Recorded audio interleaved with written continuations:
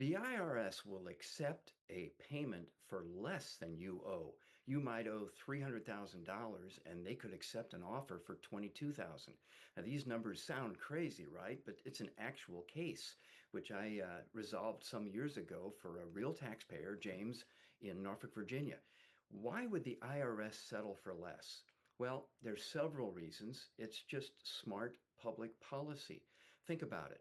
The IRS is limited in staff, limited in funding, and to keep spending money to chase uncollectible debt just is not maximizing resources or minimizing costs for them.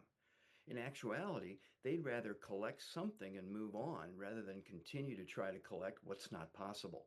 In fact, they call it reasonable collection potential. A taxpayer has a reasonable amount that they can pay based on allowances for living costs and so on. To expect them to pay more than that, it's not realistic. It's not profitable for the IRS.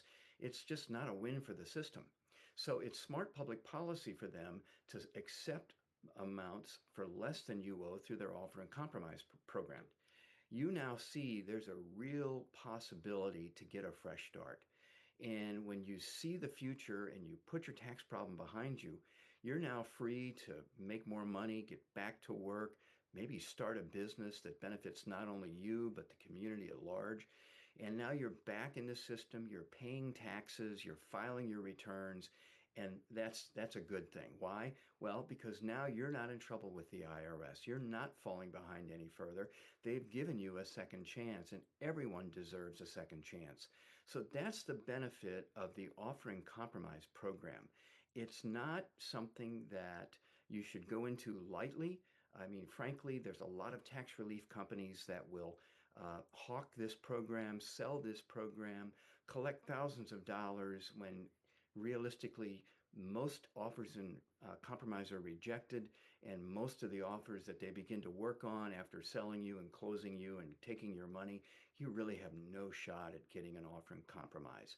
The fact is only 30 to 40% of offers are accepted. And if you file an offer yourself without professional help, the acceptance rate is even lower. It's about 10%. So there's a lot of downsides to the offer in compromise.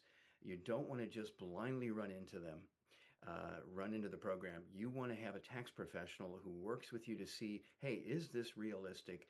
Is this something you might qualify for? And then go ahead and move forward, submit the documents, and get into the process. And you could settle for much less than you owe, end your IRS stress, and get a fresh start. If you would like more information, contact me. Please subscribe to my YouTube channel. That would be very, very important to me. Like it, share it with people that you know, and we'll see you next time. I'm Jim Flauaus.